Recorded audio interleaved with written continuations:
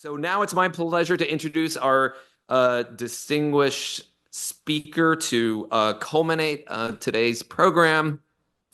Mark Levin is the Executive Vice Chairman and CEO of NCSEJ, the National Coalition Supporting Eurasian Jewry. He was also, as we've heard many times today, about Freedom Sunday. For those of you who did come, it was it was a transformational moment in the movement, and Mark played a big role in that when we had 250,000 people on the mall in Washington. And I think this is another occasion in which the power of personal connections and relationships through Peggy and Ed. I met Mark, as I did so many of you, and we became friends. He's become a trusted ally and supporter. And I couldn't think of a better guy to invite up here to share some concluding thoughts. With that, Mark, come on up.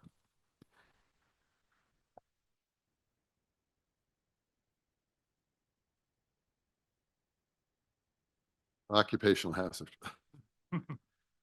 So I was saying to somebody just a minute ago, I don't know if it's a blessing or a curse to be the concluding speaker, because there's a variation of a famous quote. Mine is, almost everything has been said, but not by everyone. In this case, me. But it's also, it really is an honor and a privilege to be here. I think it really has been a special day, a day of, in some ways, of remembrance and reminiscence. Today should also be a reminder to all of us of what is possible. And we've heard this throughout the day, last night in the movie. What's possible when a small group of determined individuals, and last night there was a question about how many Refuseniks are there, or how many were there. But this was a small group. I mean, we're not talking millions, hundreds of thousands, tens of thousands. We're talking hundreds. So think about that. A group of determined individuals, despite incalculable odds, really few resources, and deep skepticism from inside and outside of the Jewish communities in the Soviet Union and around the world. But they joined together to overcome the forces of totalitarianism and authoritarianism. I hope everyone in the audience feels as inspired as I do after listening to our speakers today.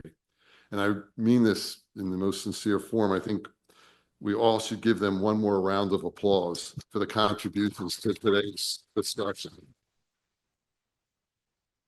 I want to acknowledge the Wende Museum for organizing today's program. Justin, you and your colleagues have done a phenomenal job, continue to do a phenomenal job.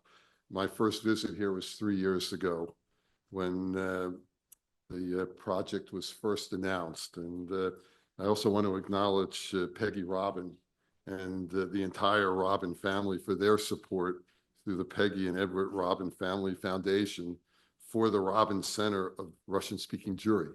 It's a mouthful, I know, but Peggy and your children, grandchildren, I, like so many, miss Ed every day. Ed was a close friend, a mentor, someone that I talk to sometimes every day. And whether it was about the issues of the day or for the sports inclined people in this room, no one knew or thought they knew more about sports than Ed. And we went round and round. But I think that I know he would be proud of the legacy that the Robin family continues to build day after day. And again, Peggy, I think what you and the family are doing is just phenomenal. I need to acknowledge two other people, my partners in crime, Dr. Robert Meth, or many of you know Bobby Meth. He's a former president and chair of NCSEJ. And of course, Sasha Smuckler, who's a former president of NCSEJ. And Sasha's support for what's happening here, again, it should be applauded, because he's helping to keep something going that more and more people need to know about. And there is someone who isn't here, but who was here 3 years ago when I was moderating a panel, and that's, you heard his name earlier, Mika Schlenoff.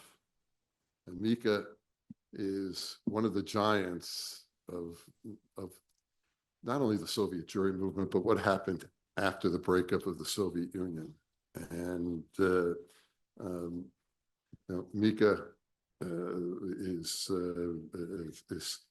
an individual who did so much for so many. And I hope through this project and through the other archival projects that he'll be given the recognition that he justly deserves. And I'm also joined by my wife, Alicia, today. And I think my son and daughter are watching through the streaming. And this truly has been a family effort. And for those that don't know me, I've been doing this, come this April, it'll be 45 years that I've been involved, primarily through NCSCJ, but not solely. And you don't do this for 45 years unless you love what you're doing. And I can honestly say it's never been a dull day. And if I've made a small contribution in some way to what's happened over these last 45 years, it makes me feel good. But I couldn't do this without the support of my family. Now, I could continue to recognize, and I'm on a slippery slope of my many friends and colleagues who are here, but I think that would take the entirety of my remarks. So let me just say, I value and appreciate the relationships that have been built over these last 45 years. And I stand proudly with all of you. So I've learned and have received as much as I've tried to give. Now, before I get to the summary, I usually get 2 questions during the Q&A. So I'm going to preempt those 2 questions. One is, how many Jews are there in the former Soviet Union today? And it's a debate, because how do you define who a Jew is? But the easiest way to answer is that there remain hundreds of thousands of Jews throughout what was once the Soviet Union.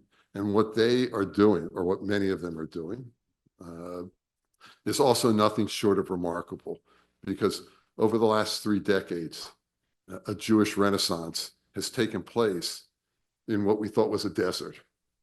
And today, there are Jewish institutions that we in America and elsewhere in the West took for granted for so many years that have now sprung up.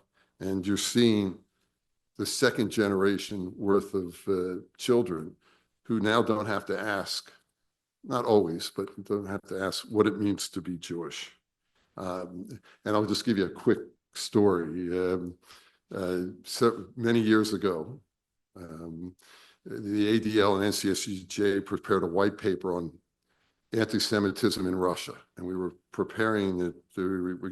We submitted it, and we gave it to then Secretary of State Madeleine Albright. And what was the first question she asked after we laid things out? How many Jews are there in the former Soviet Union? Now, I consider myself a reasonably intelligent person, but not that day, because I said, Madam Secretary, that's a very interesting question. And I said, even today, there are people finding out that they're Jewish. And then the light bulb went over my head, and I said, oh, jeez. But fortunately, Madeleine Albright had a sense of humor. And she looked at me, took off her glasses, put a big smile on her face, and said, Mark, I can understand that. So that's, and the second, which I tried to answer briefly before, is why do you continue to do what you do? And I think you've heard from all the speakers, whether it was last night or today, why we did and why we do what we do. Part of it, and I'm on the, I'd like to say this, younger end of the baby boom generation. So, but it was part of it was the Holocaust. And I heard someone earlier today, and it was something that resonated with me because for me, I didn't want to have to answer the questions from my children that we asked of our parents and grandparents. How could this have happened? Why did you let this happen? And that was personally, that was a driving force for me. And it's something I know that resonates with many of you in this room. And the other, I mean, is that if you know, as I said, I was the latter half, so I don't really consider myself a 60s baby boomer, but I did grow up with two older siblings who were actively engaged in many different issues. And I had a poster in my room that said, "Give a damn, make a difference." But there was also something that resonated. It was never again. And all of that combined, I think, led to where I ended up and where I am today. So where do we go from here? I think today's symposium gave those who were not part of the Soviet Jewry movement an excellent background into the history, the motivation, results of the movement. And for those of us who were part of the movement, are part of what's happening today, it provided a moment of reflection and pride. But we are also at a reflection point for our own nation and our own community. Many of the lessons learned from the Soviet Jewry movement can be applied to today's challenges. But unfortunately, I'm not sure our community and our country are in a position to learn or even be receptive to some of these lessons. The movement created a big tent, and you've heard this throughout the day. It was a big tent for many different voices. Support for the freedom of Soviet Jews wasn't contingent on one's political ideology or support. We also, I think, what we were able to do, and it was because of the Soviet Jews themselves, and this is something, not only it wasn't only not being afraid of the KGB and of the Soviet government, it was humanizing a movement. It was putting faces to the concepts of freedom of immigration, freedom of speech, being free. And if the movement did anything, it was to show that we were talking about men, women, and children, and that there were consequences for oppressing their basic rights, their desire to leave.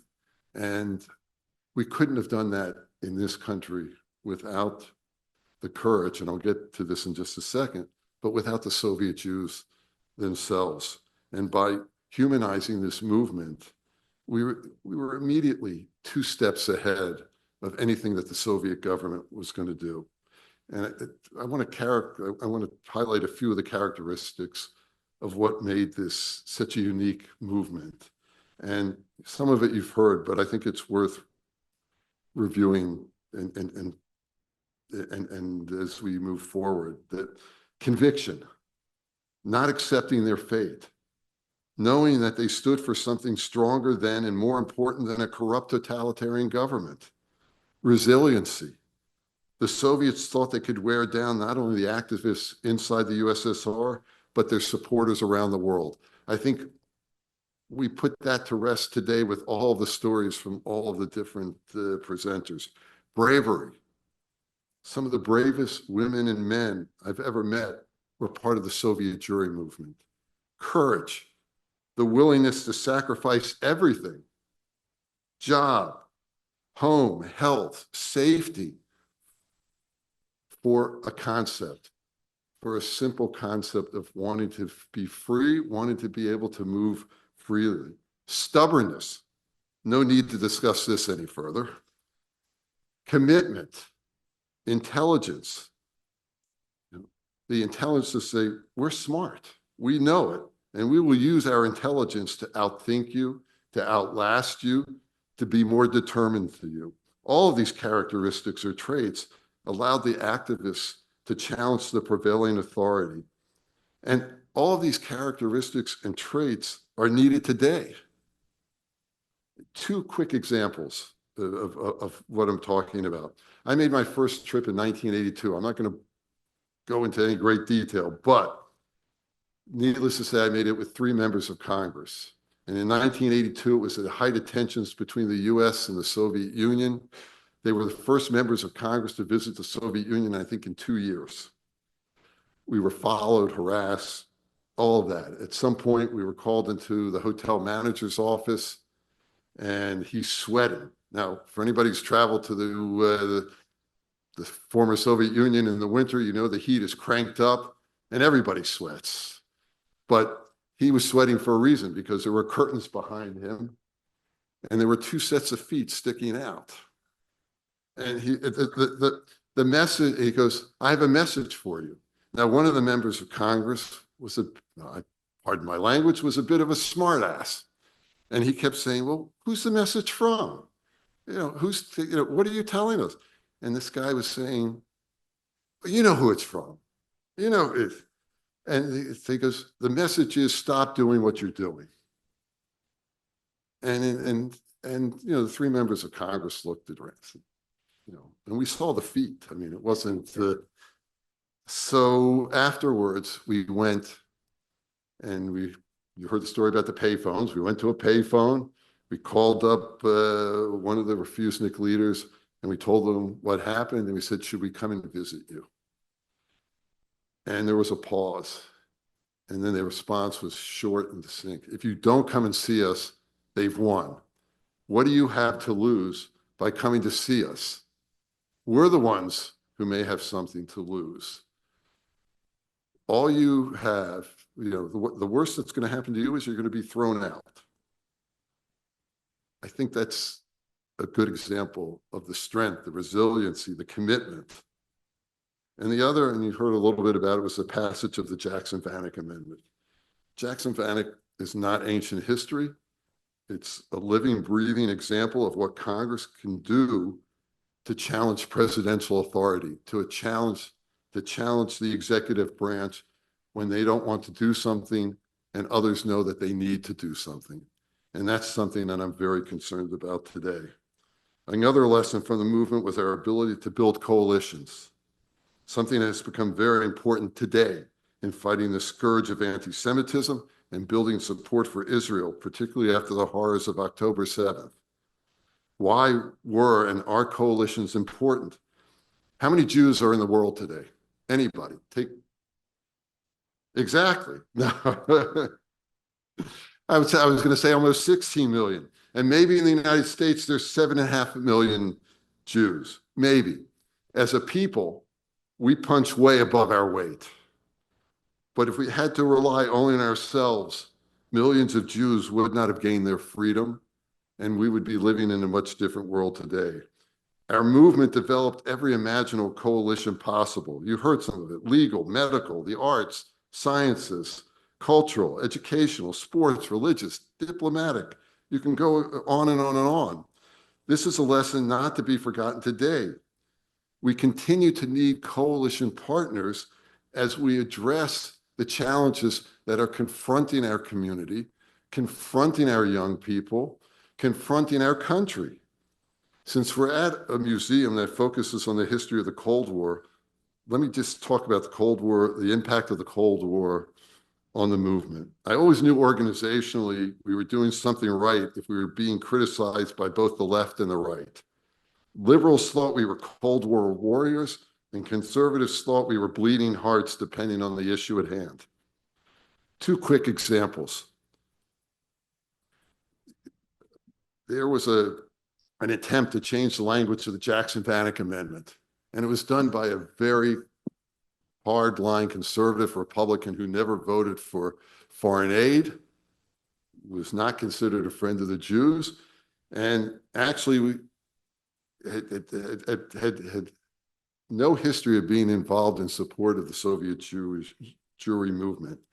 I went into his office, and I sat with he and his senior aide, and they said to me, "If you don't accept," and it was like basically like saying, "if you people don't accept what we're trying to do to amend this legislation, then we're going to we're going to go out and we're going to say it's the fault of the American Jewish community that we weren't able to change the amendment and to move forward.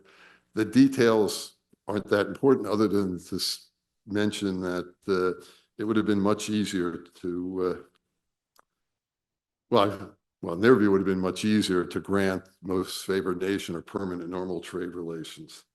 So because of the coalition, because of the support that was built in Congress across the board, I went to visit Senator Packwood, Bob Packwood. I don't know if any of you remember him. He was at one point chairman of the Senate Finance Committee, and he was one of the strongest supporters of Jewish causes.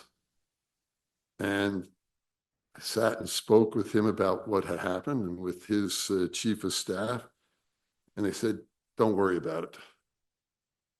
We'll take care of this. I thought, oh, well, maybe he'll go and talk to his colleague. I got a phone call the next day. He said, can you write a letter? Not about what happened, but about the significance of Jackson Vanik. I said, sure. So Senator Packwood went on the floor of the Senate and read the letter, but then turned to his colleagues and said, this organization, this individual has been threatened by one of my colleagues, and called this senator out. And that wouldn't have been possible if it wasn't for the fact that that as a movement, we created such a strong base of support on the Hill. There was a group that was called the Congressional Coalition for Soviet Jews. There are 535 members of Congress. At one point, there were more than 475 members who belonged to this coalition. I'm not sure we would enjoy that type of support today on any issue. We talked about, you heard about George Shultz and Ronald Reagan. Ed Robin always liked to share the first time that he met Secretary of State George Shultz. We were part of a small group in Shultz's office. Ed raised the issue of linkage, noting that it may not be possible to raise our concerns at every level, particularly at disarmament negotiations, but maybe it would be able to have informal discussions. Shultz's response was, very Schultz-like.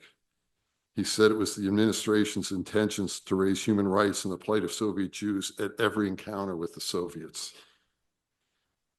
How they did it may differ from meeting to meeting, meaning there might not be direct linkage on arms talks, but the Soviets would know that this was a permanent part of the US agenda with the Soviet Union.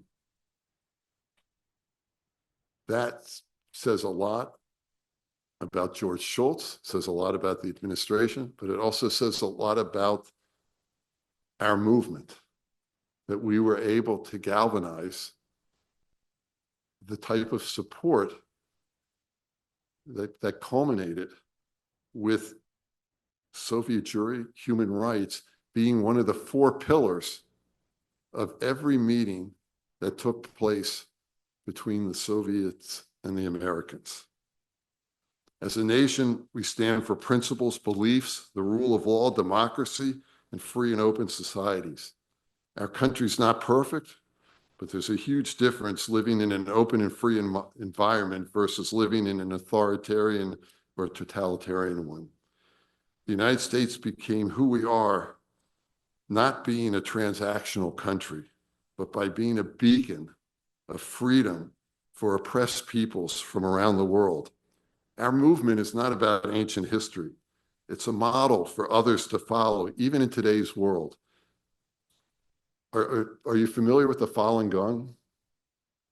Falun Gong is called a religious minority, but it can only be called a religious minority in China because it's made up of only 100 million people. The Falun Gong came to our offices and said, as they did to others, they said, we want to learn. Teach us how your community did what you did for Soviet Jews. And this wasn't an isolated incident. North Korean Christians, evangelicals, and others were always reaching out to all parts of the American Jewish community. And I think that's a living testament to our movement. Our current struggles, or some of the current struggles that we confront as a community and as a nation, can be addressed by applying the lessons that we've learned over these past 40, 50 years. The fight against anti-Semitism. I was telling David Waxberg just a few minutes ago, he talked about the student involvement, student action. And yes, it's a difficult time on campus. It's whether it's coming from professors, whether it's coming from students or people from outside of the community. It's something that, that hasn't been, Jewish students haven't had to confront in generations. But it's also not something to shy away from. There are student groups and individuals who are standing up today, who are taking risks and chances to say that we are Jewish. We're not going away. We're going to confront you at every turn as you try to delegitimize us. We need to support that. We need to support that in every way possible. As an older generation, we can't be in the forefront, but we can certainly provide the resources, the experiences, the lessons to help them confront, and I don't say this by accident, an enemy that's as strong as the enemy that Soviet Jews confronted in the 60s, 70s, and 80s. We need friends and partners to continue to counter this onslaught against Jews around the world. This isn't a left versus right issue. We're being attacked by both extremes. For those of us in the movement, we remember when the Soviet Union fell apart, there was a far left and a far right. Where did they meet? It was their hatred of Jews. In Russia, it was called the Red-Brown Coalition. In other countries, it had other names. We have to confront this at every turn. We can't let these voices dominate what's taking place. There may not be a cure for anti-Semitism, but we can't be afraid to call out purveyors of anti-Semitism, whatever their affiliation. Remember some of the characteristics I mentioned earlier. We need those characteristics to come to the forefront again. The rise of authoritarianism and autocracy. This is a challenge that we're confronting in our own country, but we're confronting literally around the world. Winston Churchill said, "Democracy is the worst form of government, except for all the others that have been tried from time to time." And he got it from Aristotle, who passed it on to people for generations to come. Now, I've had an opportunity to meet Vladimir Putin more than once. Not recently, though. The first time I met Vladimir Putin, I was with a group of 6 other people. We were going to meet Boris Yeltsin's national security advisor. Why were we there? This was January 1998. We were there to talk about the Russians giving the Iranian government support to develop nuclear weapons. So does that sound familiar? That was 27 years ago last week. So Yeltsin's national security advisor picks up the phone, barks an order in. A couple of minutes later, there's a knock on the door. They open the door. Who comes in? This person who's about 5'6" in now FSB uniform. He comes in, he sits down, he's listening to the conversation. Nothing is said. No, he doesn't, and then nothing's said about Iran, nothing's said about democracy. What did he want to talk about? He starts pounding the coffee table, wanting to know, why are you Americans harboring Chechen terrorists? And he went on for about 5 minutes. Now, if you asked any of us in that room if he was going to be the next prime minister and then president, we would have said, you're crazy. But look what happened. And part of that is because of the rise of oligarchy in Russia and elsewhere in the former Soviet Union. We know what an oligarchy looks like from the early days of the post-Soviet era. We saw how it unfolded. We saw how in 1996, a small group of super wealthy individuals decided they would intervene and secure the election of Boris Yeltsin. Now, on the surface, that wasn't a bad thing because the candidate he was running against was an out-and-out anti-Semite, ultra-nationalist, who also happened to be Jewish, who was also part of the Soviet Jewry movement, who wrote the bylaws for the first, right, Sasha? He wrote the bylaws for the first recognized Jewish organization in the Soviet Union. And yet somehow 10 years later, he became this ultra-nationalist. Russian, I'm sorry. But as a result of what happened, 3 years later, I mean, I met Putin before, and some other people obviously did, but the world met Vladimir Putin. Why? Because the oligarchs decided it was time for Yeltsin to go. And who better to replace him but an anonymous KGB operative they thought they could control? There's a famous photo of a Russian oligarch whose name I won't mention. He's no longer with us. But he's at least 6 or 7 inches taller than Putin. And he's looking down, pointing into Putin's chest. Less than a year later, that oligarch was in exile. I think what they were trying to accomplish, I think we can all agree, was more than just a minor miscalculation. And the reason I'm mentioning this is because we're seeing what's happening in other parts of the world, let alone in our own country today, when a few individuals believe that they know what's best and they know how to direct it.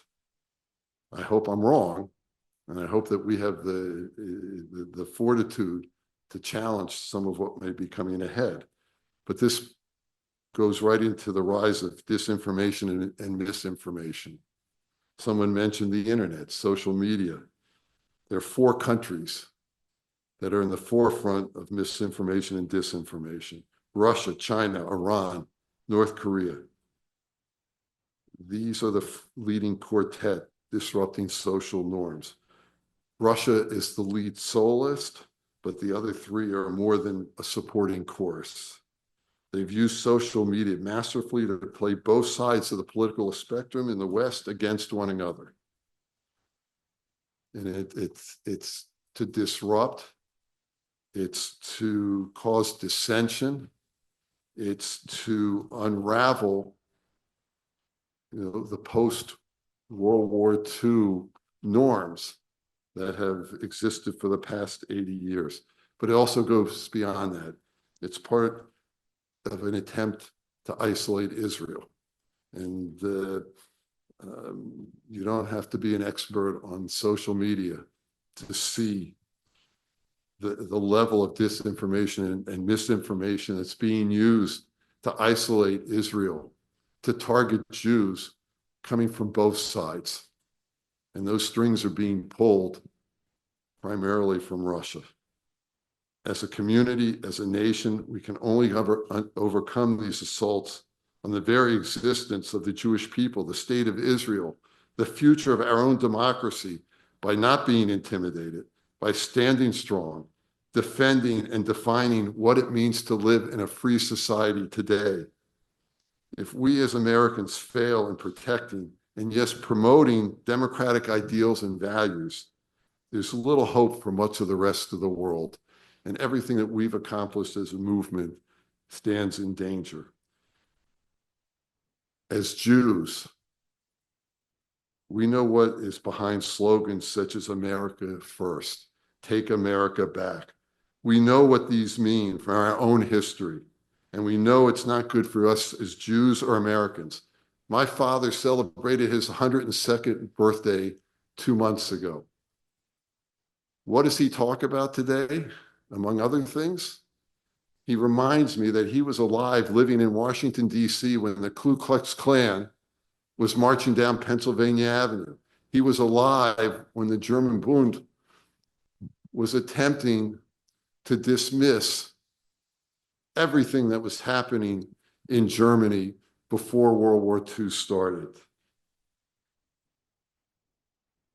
We thrive when we live in an open and free society, when we live in a country that promotes democracy, freedom, pluralism. That's where we thrive. We know what happens when we live in either in a totalitarian, authoritarian, or an autocracy.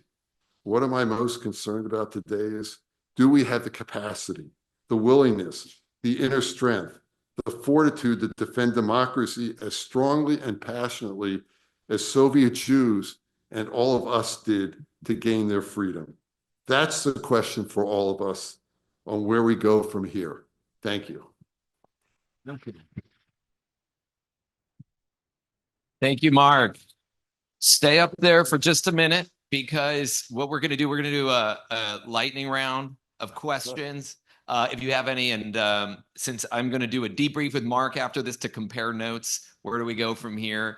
And by the way, for all of those of you who participated today, and for all of you, we're going to be posting a kind of summary of what we've learned today, some of the key points, and I think it'd be great to give us some next steps of where do we go from here.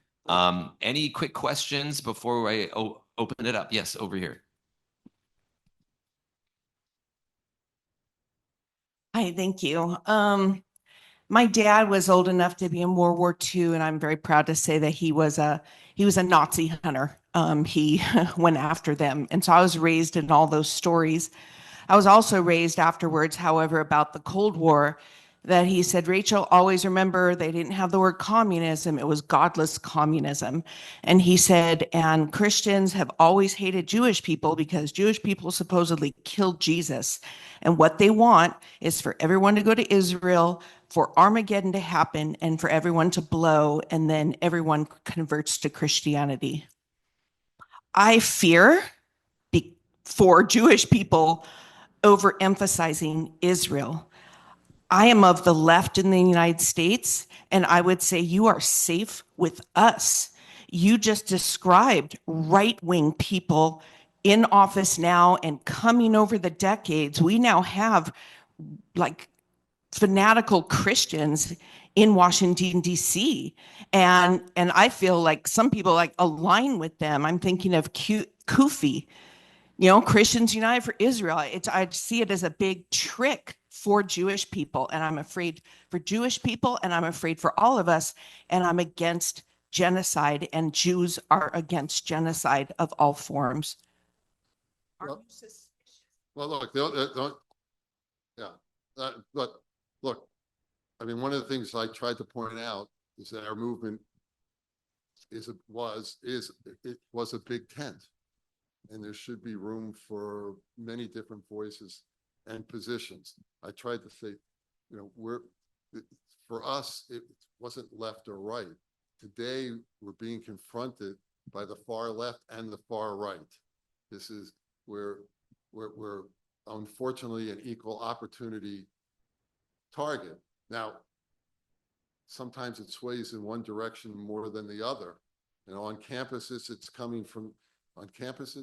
definitely coming from the left. There's no way, there's no way around that. I think some of the professors here, could spend a lot of time talking about what's happened on different campuses since October 7th. On the far right, it's coming from ultranationalist extreme groups that that we're well aware of. Look, one of the biggest challenges for Russian Jews today is not, and it's not getting much attention, is that Russian ultranationalists, extreme voices on the dark web are pointing at the Jews for the war in Ukraine. They're blaming the Jews, and they're saying that Putin listened to the Jews, and that's why Russia invaded Ukraine. They're blaming the Jews for, you name the problem. And so again, look, I'll say it again, we're small people. We can't discount support from, right. So we just, I mean, we need to be judicious. We need to be smart, but we can't isolate ourselves, and we can't cut ourselves off from a significant part of our own country. All right, so because I know we have a couple questions, we're going to take a couple of them, and then you'll respond to them together, and make sure they're questions as well, please, rather than comments. Yes. So my name is Yossi. I'm representing Chabad Women Global Leadership. The headline was where we're going from here. So we have so much we learned today. We saw the Refuseniks. What we're doing with all this. I would like to suggest to ask, how can we create Refuseniks in this country, young people that will refuse to apologize that we're Jewish? That's where I would like to take this message to the entire Jewish of the United States. Thank you.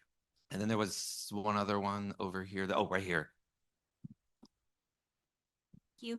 What was happening on the American immigration side with Soviet Jews coming to the U.S.? Was it a temporary visa, permanent? Was there a path to citizenship? How did that work?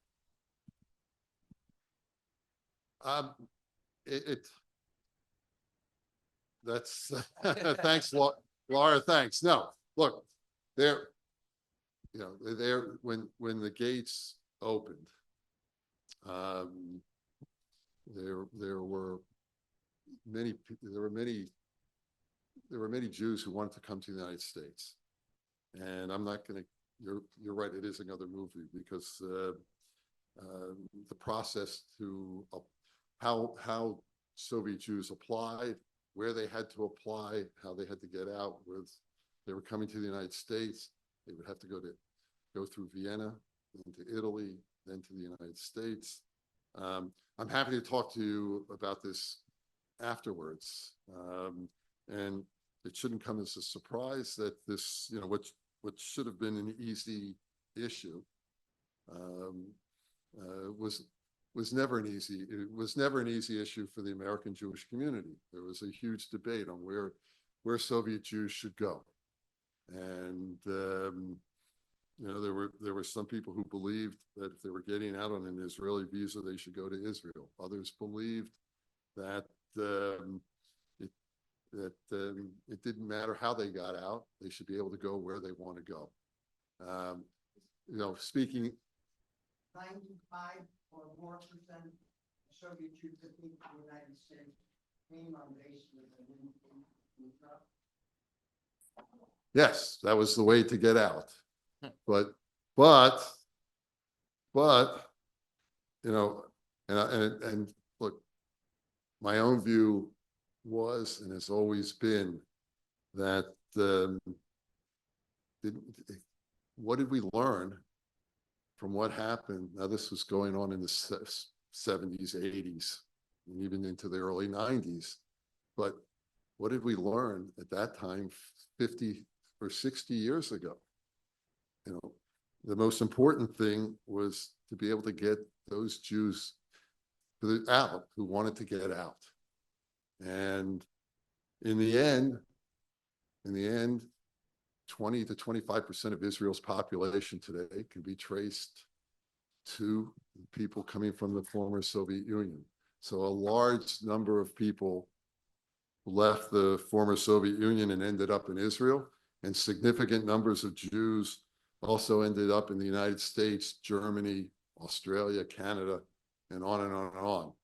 I think the bottom, at least for me, and I'm just speaking for myself, not speaking for anyone else, not speaking for my organization then or today. I didn't get involved to worry about where someone was going to go. It was and I speak as someone who believes that it was a movement whose foundation is Aliyah, and it's not something that can be diminished or not taken into consideration. And the original group of Refusenik leaders were Aliyah activists. But again, in the end, Soviet Jews helped to transform Israel, the region, the United States, and much of the rest of the world. And we had one question.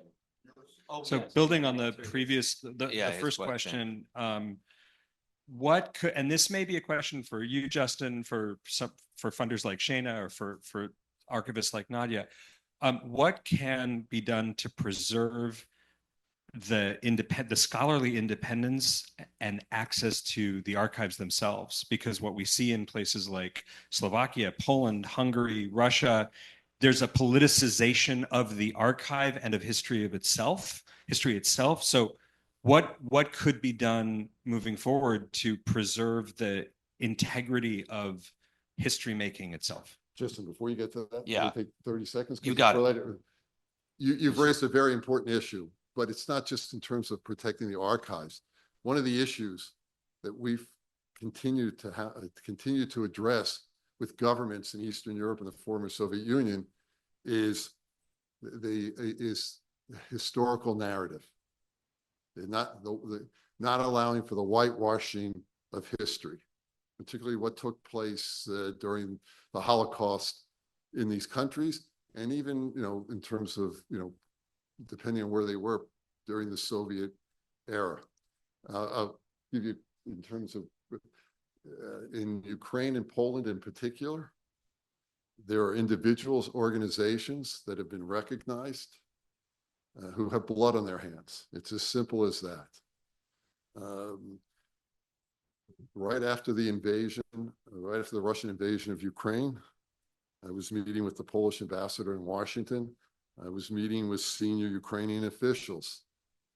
And I had a very simple message for them, that there are issues that we're not going to discuss now, but those issues aren't off the table. And that we're not going to forget about them. And we're going to make sure that you don't forget about them, because we see it, in Slovakia. We saw it in Hungary. Hungary's an interesting place. I can't tell you how many times, where we would meet with governments and they would say, we love our Jews. It's Israel that we have a problem with. But today, there's certain countries in Eastern Europe and the former Soviet Union who, they're not saying this directly, but, and I'm paraphrasing, we love Israel. It's our Jews that we have the problem with. And some of that's because the Jews living in these countries also aren't willing to let their government and others whitewash history. Well, and Yoshi has that question too. I don't know if did he have a chance to answer your question?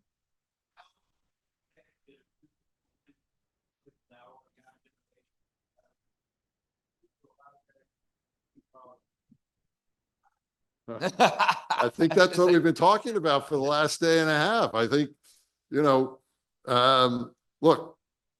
I mean, it's hard for me to stand up here and say, because I understand what you're saying, because, for for me, this isn't ancient history, but we live in a society where, not 30 days, but 30 hours from now, things are ancient history. I think it's incumbent upon all of us to put our heads together and you heard it's been tried. It's been tried to try to get it into Jewish day schools, to try to use different Jewish institutions. Look, what do you do when you go into certain public schools and the Holocaust education consists of 5 minutes out of a 50-minute lecture? So what are we doing? What are we doing as Jews trying to, in our own institutions, be it schools, synagogues, community centers, other places? I wish I had a simple answer. Well, I have a perfect segue here for Shayna Penn, because in answering that question and also the question about archives, so much of it is about philanthropy. Here we are, right? I mean, it's so much of the archives that are made accessible that are not done through a government funded initiative or controlled by that. And sometimes it's, we see it all the time. Archives are instrumentalized, and a lot of the archives are here because they've been deaccessioned from other places. They're troublesome, they're problematic. So in some ways, without even intentionally meaning for it to be so, this is a sort of refuge or asylum for archives. And that is only possible because these are expensive things to hold and to digitize. We've heard about that from those panels as well. And, it's something that we talk a lot about. And Shayna, is somebody in the philanthropy world, is somebody that I lean on a lot. And as we talk as well about,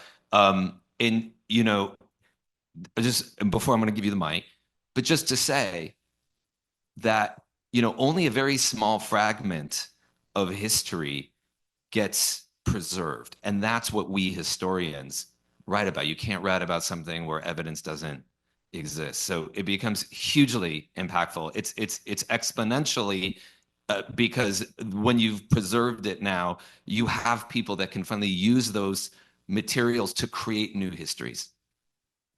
Thank you, Justin. So I'm involved as a philanthropic advisor to foundations in the Bay Area.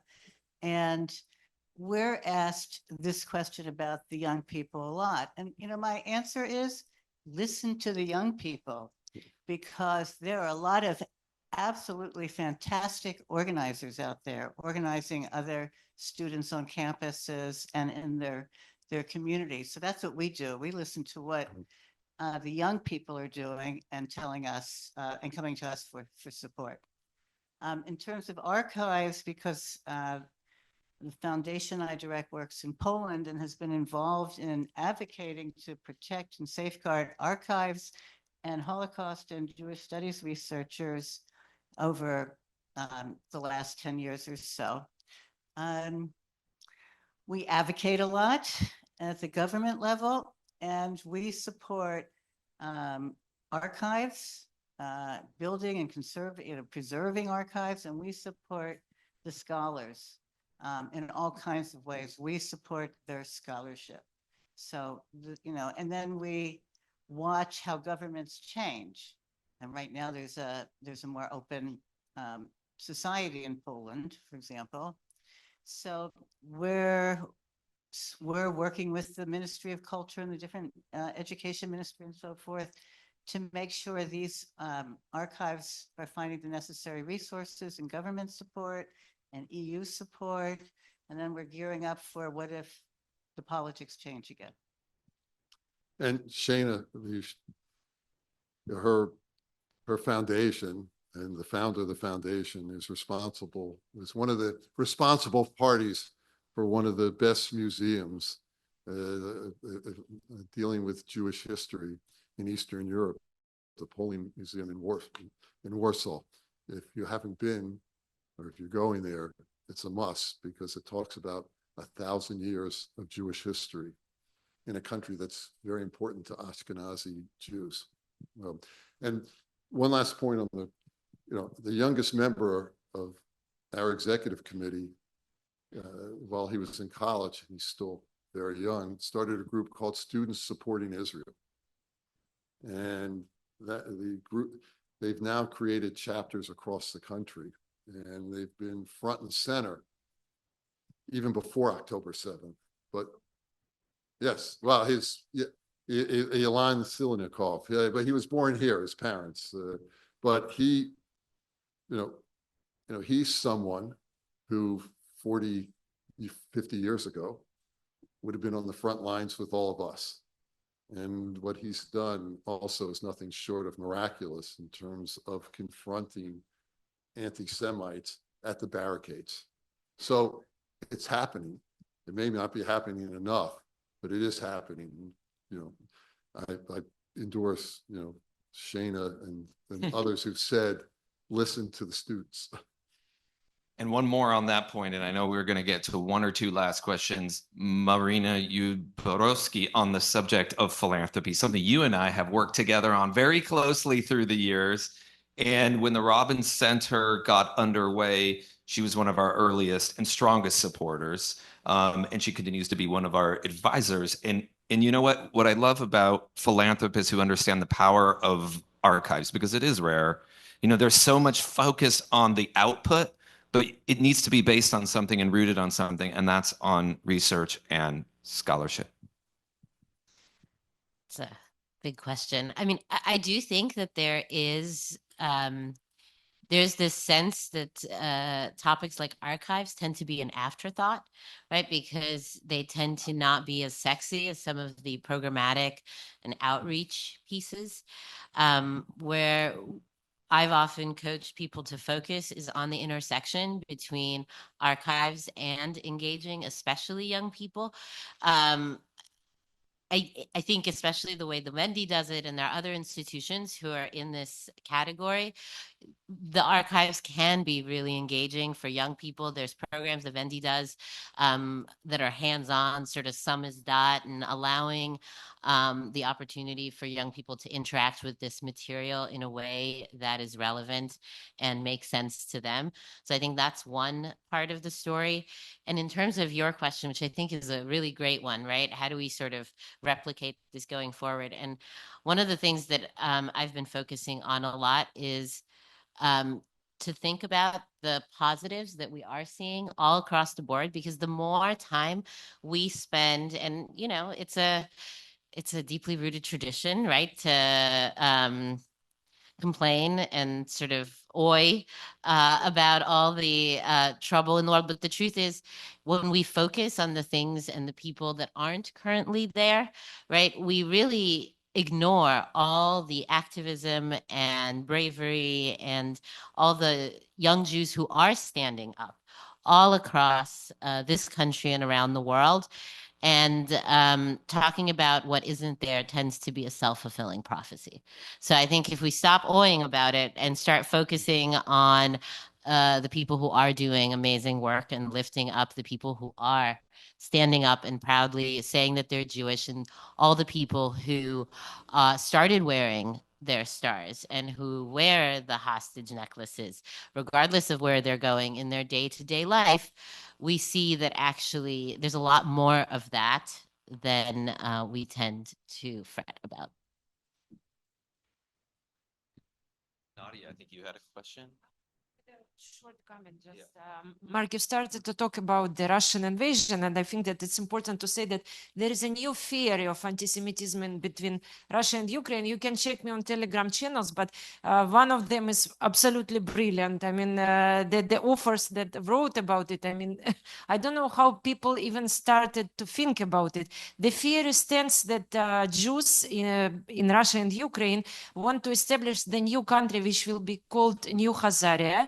Yes, and it will be established in Kiev and Rus. Yeah, you can check me. I even Yeah, I Sounds like even a good catch, idea. I just finished the research on the topic. So people stand on that we already created the new language for this country, that there is not enough space in Israel for all the Russian speaking Jews around the world. So we decided, yes, to establish the new country. And there are so many students in these countries who do believe that Russians and Ukrainians are not guilty in the current situations. There is a whole system of blame shifting of Jews in different levels on these countries, which is outstanding. Yes, they believe that new country will be established in 5 years. So this is You know, there's a reason it's called the dark web. Yeah. So All right, you guys, we have one more question. I just have a quick question about the population of Jews with the new DNA testing. I have a bunch of friends that all did it, and most of them have found out that they're all Jewish now or have Jewish roots based on that. And most of them have found out from their grandparents or their parents that they actually changed their birth certificates to Catholic, so that they didn't get caught during World War II or World War I. And so now that they're all finding out that they are Jewish or partly Jewish. So I was wondering, is the actual number of 15 million actually higher, or what do you think it will happen in the future? Because there are a lot more Jews now coming out because of that. I think it's a slippery slope, and you know it's a fluid number, and we're a fluid people, and you know look. There are many. I shouldn't say there. There's several different definitions of who a Jew is, and you know, it depends on one's perspective. Again, I tend to not support, but you know, when Hitler and the Nazis were lining Jews up, they went back, you know, a generation or so, and we're 15 million people. We can use as many brothers and sisters as possible, and I take it as a positive, because at a time when people are challenging us, challenging our identity, let's keep the big tent a big tent. Let's embrace them. And I embrace all of you. Thank you, Mark, and so much for concluding our event. And now just before and then we're going to ask you in just a minute to go outside and hang out and have a drink. This place is going to be transformed into our little club, our post-symposium club. But before then, I want to invite our entire Wende staff up to the stage. They've taken care of you over the last few days. These are all the people that have worked on the symposium to make it what it is. Arrange the logistics for your flights, the hotels. Thank you, guys. This is our Wende Museum team. I hope somebody's taking a picture of this.